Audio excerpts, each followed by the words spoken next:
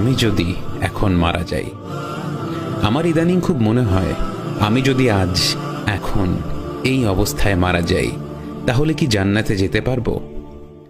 চিন্তা করে দেখি, কিছু ভালো কাজ তো করেছি, সেগুলো আল্লাহ কবুল করলে তো জান্নাত পেতেই পারি। আবার গুনাহের দিকে যখন তাকাই তখন মনে হয় আল্লাহ মাফ না করলে জাহান্নাম ছাড়া কোনো পথ নেই। আল্লাহ মাফ করবেন তো? আল্লাহুম্মা গফিরলি। আমি তো জানি আমি কি ভালো করেছি আর কি খারাপ করেছি, নিজেরটা সবাই জানে, তারপরেও অন্যেরটা নিয়ে ব্যস্ত থাকে সবাই। মাঝে মাঝে ভাবি আমি যে গুনাহগুলো করেছি তা তো নিশ্চিত পাপ ছিল, এই পাপগুলো তো লেখা হয়েছে। অবশ্য সেই পাপগুলো থেকে তো তওবা ইস্তেগফারও করেছি, করতে থাকব। কিন্তু আমার করা তওবা ইস্তেগফারকে আল্লাহ কবুল করেছেন, এর কি কোনো নিশ্চয়তা আছে? তাহলে কিসের আশায় নির্ভয়ে আছি? তবে নির্ভয়ে থাকার সুযোগ না থাকলেও আশায় থাকার সুযোগ শেষ হয়ে যায়নি। আল্লাহ মাফ করবেন, মাফ করার অসংখ্য উপায় তিনি তৈরি করে দিয়েছেন। দুনিয়ায় যতগুলো পাপ আছে তার চেয়ে মাফের উপায় বেশি। এমনকি একটি মাফের উপায় দিয়ে সারা জীবনের সব গুনাহ মাফ হয়ে যেতে পারে। আবার আল্লাহ চাইলে কোনো উপায় ছাড়াই আমাকে মাফ করতে পারেন, তাই ভেবে আশাবাদী হই। আরেকটা ভাবনা খুব ভাবি, আমি মারা যাওয়ার পর পৃথিবীর মানুষ আমাকে কি মনে রাখবে? রাখলে কিভাবে রাখবে? আমি তো সমাজে ভালো মানুষ হিসেবে পরিচিত, পাবলিকের চোখের সামনে তো খারাপ কিছু করছি না। যা খারাপ করি তার সবচেয়ে ভালো জানেন আল্লাহ, আর জানি আমি, আর জানে যার বা যাদের সাথে খারাপ কাজ করি সে বা তারা। তাহলে মানুষ তো আমাকে ভালো হিসেবেই মনে রাখবে বলে আশা করতে পারি। মানুষ কি আমার জন্য দোয়া করবে? মনে অনেককেই অনেকে রাখে, কিন্তু সবাই তো সবার দোয়া পায় না। আমি যদি মারা যাওয়ার পর মানুষের দোয়া না পাই তাহলে কি করলাম এই জীবনে? পাবো তো মানুষের দোয়া। 2 দিনের এই দুনিয়া আজ কিংবা কাল ছেড়ে যেতেই হবে।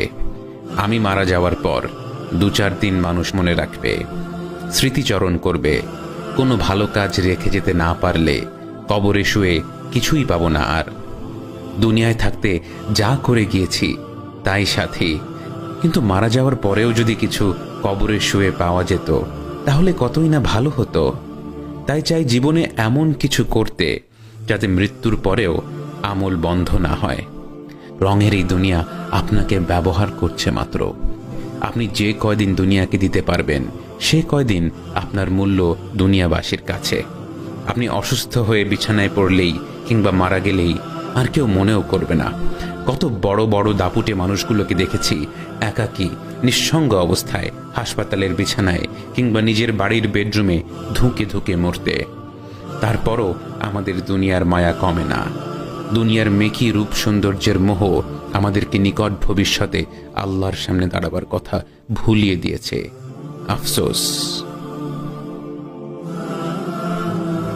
আমিহীন দুনিয়া, এই সুন্দর পৃথিবী, এত সুন্দর মানুষগুলো ছেড়ে যে কোনো সময় চলে যেতে পারি মহান রবের কাছে। ভয়ও লাগছে, আশাও আছে। মরীচিকা পৃথিবী, মিছে সব মায়া। কেউ কাউকে মনে রাখে না, মনে রাখে ততক্ষণ যতক্ষণ প্রয়োজন। কবরে রেখে আসার পর সবাই ধীরে ধীরে ভুলে যায়। মাঝে মাঝে নিজেকে কবরে কল্পনা করে আমিহীন বাইরের দুনিয়াটা কল্পনা করি। দেখি সবই ঠিকঠাক চলছে, আমার জন্য কিছুই থেমে নেই। অফিসের আমার চেয়ারটাও খালি নেই, খালি নেই বাসার বিছানাটা, খালি নেই যাদের মনে যতটুকু ছিলাম সেই জায়গাগুলো। সব দখল হয়ে গেছে। আমার রেখে যাওয়া সম্পদ সবাই ভাগ করে ভোগ করছে। আমিহীন দুনিয়া বেশ ভালোই আছে, কিন্তু কেউ জানে না আমি কেমন আছি। আল্লাহই তো শেফার মালিক, তিনি ছাড়া আর কে শেফা দিবেন?